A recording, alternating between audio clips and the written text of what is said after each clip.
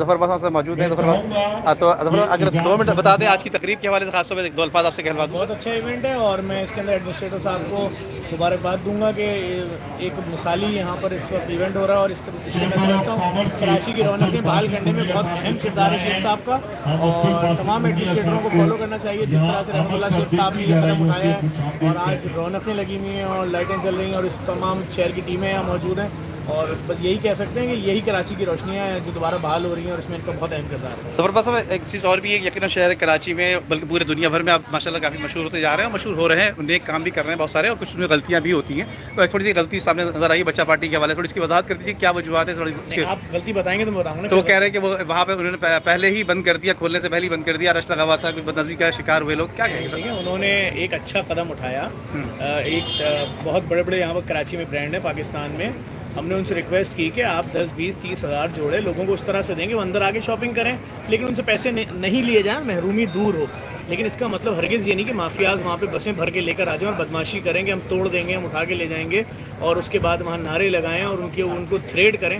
انہوں نے جتنے کپڑے بولے تو اس سے زیادہ اپلیکیشن ہے ان کے پاس 2 گھنٹے کے اندر آ گئی. ان کا بڑا پن تھا, انہوں نے کہا ٹھیک ہے ہم ان سب کو بھی دے دیں گے.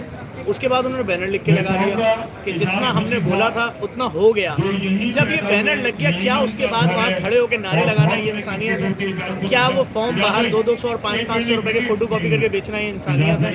اور بات یہ کہ یہ تو غریبوں کے لیے اناؤنس ہوا تھا, یہ تو گاڑیوں میں لوگ آ رہی ہیں فیملیز کہ ہماری امی 3 گھنٹے سے گاڑی میں بیٹھی ہوئی ہیں, ہمیں فارم نہیں مل رہا.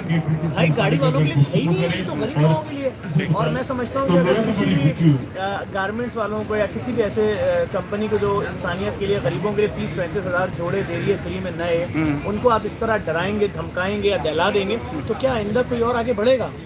صحیح ہے آپ کا یوٹیوب کا پیج ہے, نہیں چل رہا, آپ جائیں ان کے خلاف ایک ویڈیو بنا دیں, شاید 10 لوگ نفرت میں چلا لیں, آپ کا پیج چل جائے گا. لیکن آئندہ کوئی پھر اس طرح غریبوں کے لیے سوچے گا نہیں.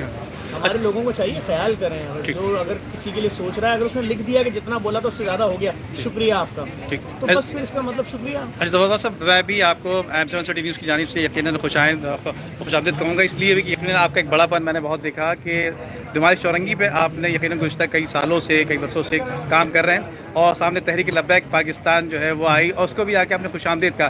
ہم سب کے ذہنوں میں یہ تھا کہ شاید اختلافات ہوں گے, جنگ و جدل ہوگا, لیکن ایسا نہیں ہوا بلکہ آپ نے جا کے وہاں اچھا اقدام کیا اور جا کے ان کو خوش آمدید کہا.